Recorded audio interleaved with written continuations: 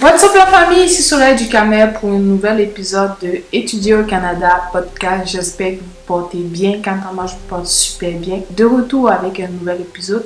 Pour ceux dont c'est la première fois de voir cette vidéo-là, j'ai décidé de créer une série de podcasts en fait dédiés aux étudiants internationaux. Que vous soyez étudiant international au Canada actuellement ou que vous avez projet dans le futur de venir étudier au Canada, cette série de podcasts va vous donner toutes les informations dont vous avez besoin afin de préparer votre projet de voyage ou afin de savoir comment ça se passe sur le terrain et de réussir votre parcours en tant qu'étudiant international. Il faut savoir que je suis une étudiante internationale.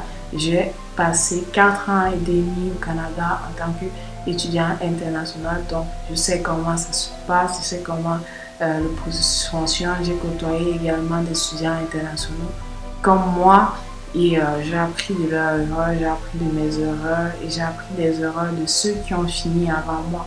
Donc cette plateforme, c'est pour partager ces connaissances-là afin que vous ne tombez pas dans les mêmes pièges qu'on est tombé.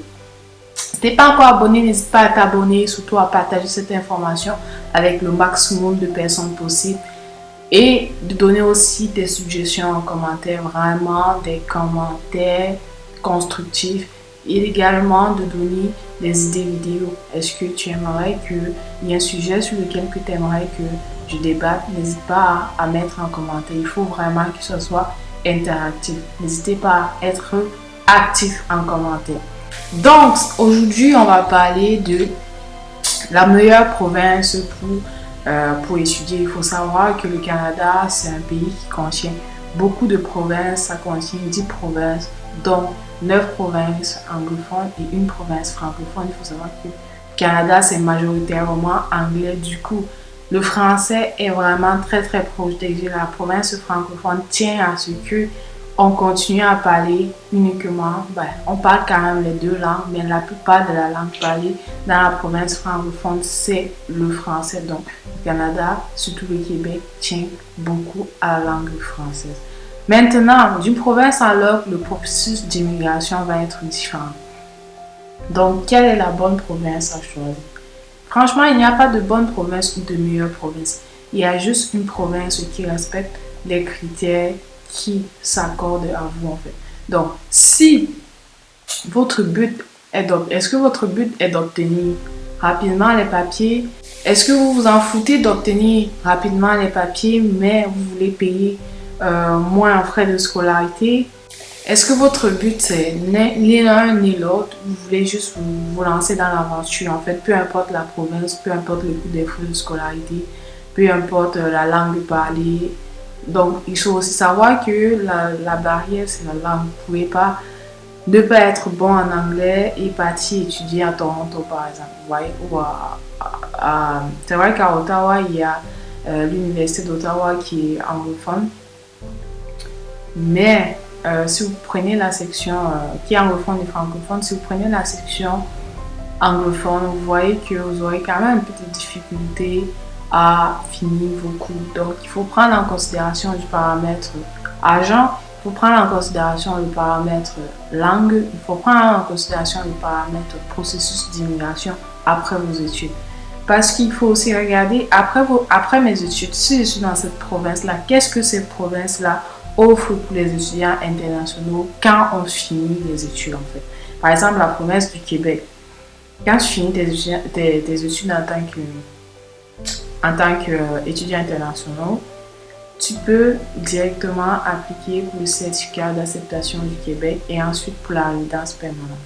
C'est vrai que la résidence permanente, ça prend 2 ans. Contrairement à l'Ontario, tu finis tes études, tu travailles 1 an avant de pouvoir appliquer pour la résidence permanente. Ça prend 6 mois au lieu de 2 ans, comme le Québec. Le Québec, en fait, tu as un avantage que la province du Québec t'a déjà accepté. Si la province du Québec te donne le certificat de sélection du Québec, ça prouve que quand même tu as fait un pas en avance, contrairement à la personne qui applique dans le bassin en Ottawa. Qui applique en Ottawa parce que lui, il fait partie dans un grand bassin de toutes les provinces. Or, toi, tu fais partie dans le bassin la province du Québec. Donc, ça ne veut pas dire que ça garantit l'obtention de la résidence permanente, mais c'est juste que quand même, si la province t'a déjà accepté, il y a de fortes chances que le gouvernement te dise que, ok, ouais, la province t'a accepté, pourquoi est-ce que je vais te refuser la résidence permanente et puis ils vont te donner la résidence permanente. Encore une fois, c'est pas garanti. C'est à eux de décider en fonction de votre dossier et en fonction de l'argent qui créditera votre dossier. Également, une autre chose, toute la procédure que j'ai décrite, c'est vraiment l'ancienne procédure. Parce qu'il faut savoir qu'il y a de cela 2 ou 3 semaines ou 1 mois en fait, l'ancien ministre de l'immigration a totalement sorti une nouvelle loi pour les étudiants internationaux au Québec. Donc du coup, la loi là stipule que lorsque vous avez fini vos études au Québec, vous allez travailler 1 an avant de pouvoir appliquer pour le certificat d'acceptation du Québec. Au lieu de durer 20 jours, ça va durer 6 mois avant qu'on vous délivre ce certificat d'acceptation du Québec. Ensuite, alors, vous pouvez appliquer pour la résidence permanente et la résidence permanente qui dure 2 ans. Du coup, votre processus est rallongé de presque 4 ans en fait. Ce qui est super compliqué. Avant, c'était en 2 ans et demi ou 2 ans, 1 mois, 2 ans, 2 mois, tu pouvais finir ce processus-là. Mais tu te rends compte qu'on a augmenté un autre 2 ans en plus d'avoir fait tes études et quand même payé très cher la scolarité. Tu te vois que pour obtenir les papiers, il faut que tu passes encore 2 ans et demi, 4 ans par longtemps pour moi avant de pouvoir avoir la résidence et souffrir que c'est bon, j'ai quand même fait le plus dur. Maintenant, la prochaine étape, c'est obtenir ma nationalité. Actuellement, la loi n'est pas encore appliquée, la loi est encore en discussion parce qu'il y a des étudiants internationaux qui ont manifesté. D'ailleurs, même l'ancien ministre de l'immigration a été changé. Maintenant, il y a une femme qui l'a remplacée. On ne sait pas si la femme va plaider pour les étudiants internationaux et va adoucir quand même cette loi-là ou si elle va laisser faire, on ne sait pas.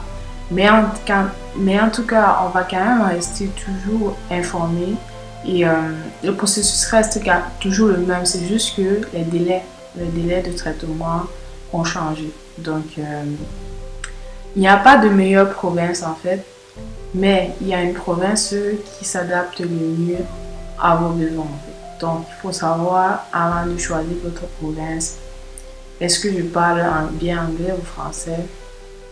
Est-ce que je vais vite obtenir les papiers? Quel est le processus d'obtention des papiers à la suite de mes études dans cette province-là?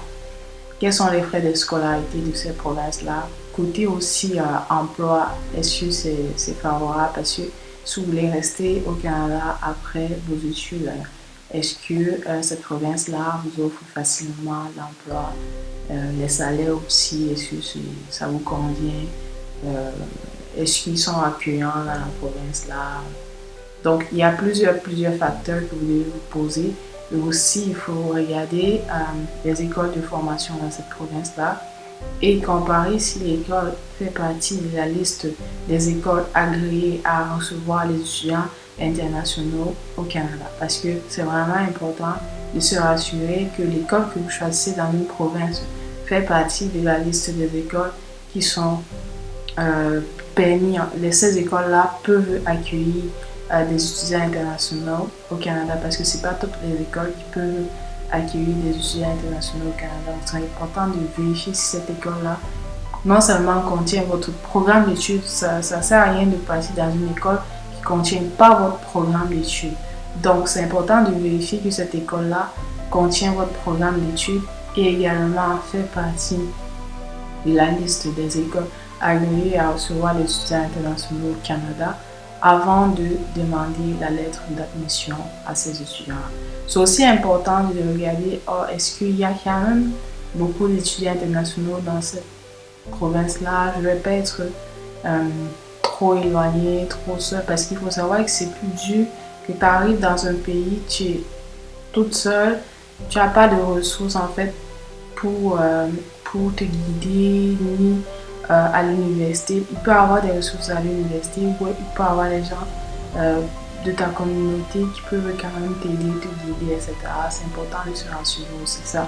C'est vrai qu'il ne faut pas se fier à n'importe qui, mais quand même quoi, être seul aussi, c'est pas très cool. Donc la vidéo est terminée, j'espère que vous avez aimé, j'espère que vous avez aidé.